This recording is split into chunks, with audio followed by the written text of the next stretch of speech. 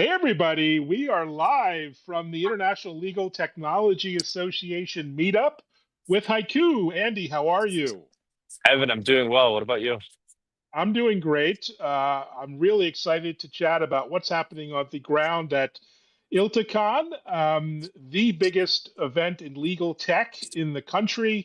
And I'd love to dive into opportunities and risks and myth around legal technology, data protection, and other topics.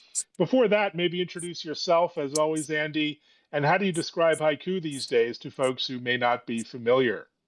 Yeah, absolutely, Evan. So it's always great to talk to you. Folks, I'm Andy Fernandez. I'm the Senior Director of Product Marketing at Haiku. We're the fastest growing data protection as a service company in the world. The way I would refer to it is Haiku provides universal data protection. But especially today in the context of law firms, we are by far the broadest coverage for legal organizations in the market. And we're very, very proud to be here at ILTACON. And what made this event the perfect stage for a number of news and breaking announcements for haiku?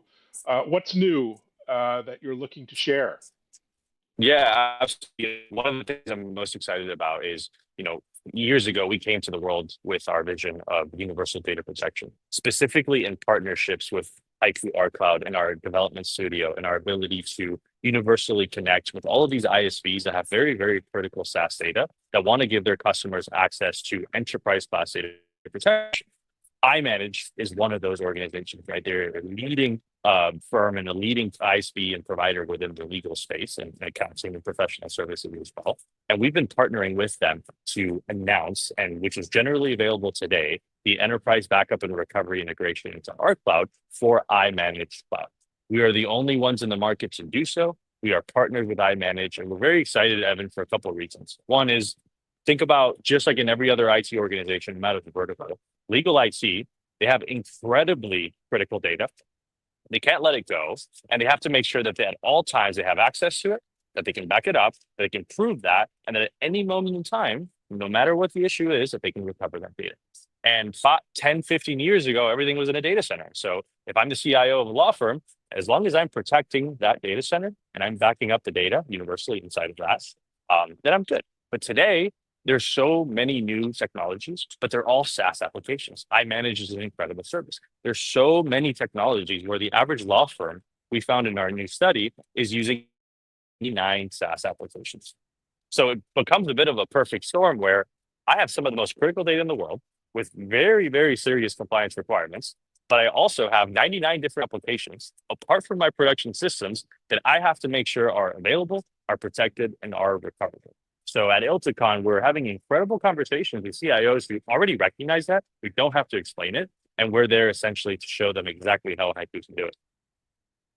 Well, it sounds like a dream for compliance teams. How does that kind of play out on a day-to-day, legal IT basis? What does it mean for the IT team?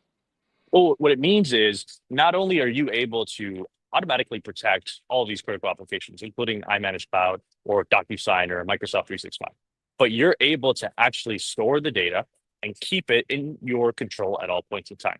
So no matter what happens, you get to decide how long do we want to keep this for? Do we want to be able to recover this quickly? Do we want to make sure that there's not a ransomware attack and we can actually recover this data very, very quickly? You have full flexibility and full control, but without having to babysit the backups. So what this means is you don't have to go hire a backup administrator.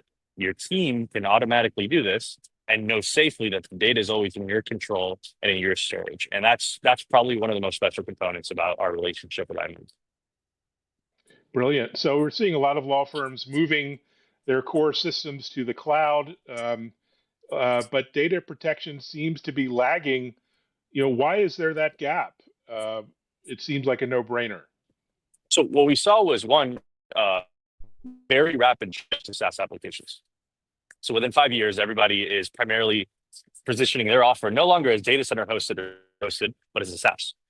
What that means, though, is that customers, when they're no longer storing something in a data center, automatically they assume sometimes that, well, there's a cloud service. They have high availability requirements. It's their problem. And if something's deleted, I can file a support ticket and go and recover it. But every single application, like Microsoft 365, follows the shared responsibility model, which is, hey, we are going to take control of the system level. We will have backups for that, and you will have high availability. But that's in case there's something that happens with us, whether it's an outage, a supply chain incident, you name it. But if the customer makes a mistake, if there is a deletion, if there is somebody makes a mistake in the organization, a tenant, you as the customer are responsible for that data. And so what we're seeing now is this massive gap between understanding what your responsibility is and what you're able to do. And now we're here to help customers close that gap.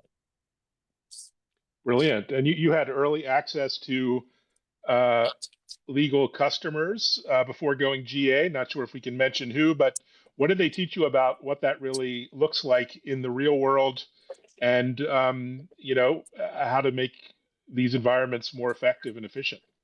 Yeah, absolutely. We went through our early access program with several customers. And what we found, one, is that in legal IT, customers are extremely diligent. These CIOs are very, very aware of their responsibility, very aware of the security ramifications. So what we saw was an immediate understanding of what to do. We saw customers do the right thing, which is, I want to prioritize that my backups of the SaaS application, whether it's iManage or other services, that I have a logically separated backup in my own storage that is offsite under my requirements, and then I am regularly testing the recovery. And that's what we're seeing. We're seeing them really grasp exactly what we're doing and then become model customers around how to effectively manage their backups as well. Brilliant. And you also talk a lot about automation and policy-driven backups. How much complexity are we really dealing with here, do you think? So Evan, it was designed for you to set it and forget it. So what does that mean? Well, it means that you determine how long you want to, how frequent you want those backups, where do you want that data to be? And then from there, you can determine exactly what to do with it. And what we're noticing is customers really set their policies based on their corporate needs. And then from there, they say, well, I'd like all my data in Amazon S3. I'd like it on-prem. I'd like it somewhere else. And once that happens, Haiku does the rest. It's fully managed in that component. So you shouldn't have to hire another person for backup and recovery. This should be something that's fully automated and there only when you need to restore. Haiku will take care of the rest. So the goal, the design decisions that we made was to completely eliminate any type of complexity. We don't want to bring the world of virtual backups to SaaS. We want to make sure that they can unlock the value of SaaS without having to hire additional headcount. Brilliant. And the number of regulations isn't slowing down. How do you make sure customers are kind of future-proof and no matter what gets thrown at them, they'll be ready? I think the biggest area here is you'll see regulation like DORA for financial services in the EU or NIS2, which does impact legal. And what it's doing is actually catching up to say, look, the rules that we're writing are no longer just for on-prem infrastructure. They're for cloud and SaaS applications and ICTs. So what you're seeing here and our ability as well is to be able to say, look, no matter what application it is, no matter how you're using it, we're the only ones who are here to provide you all of the requirements, which is, are you regularly backing it up?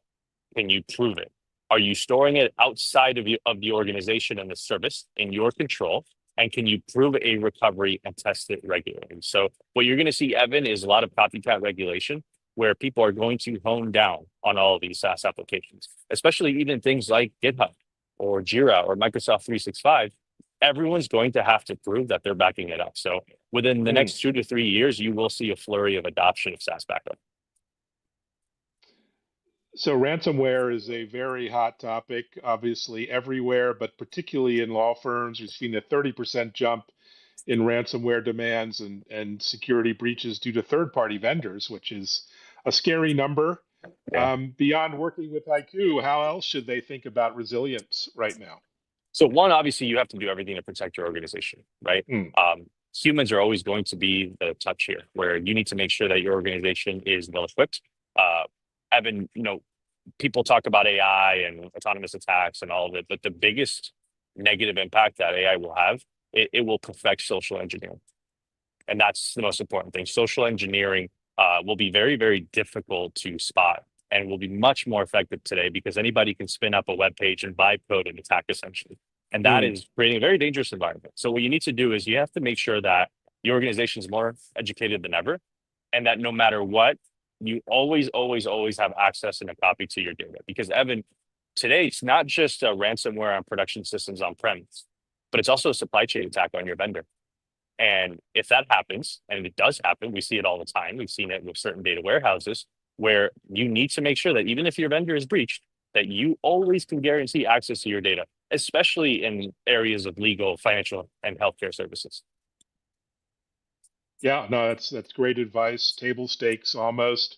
So ILTACON's a great environment, very peer-to-peer environment for learning and education. What are you looking forward to this week? I'm looking forward to more conversations.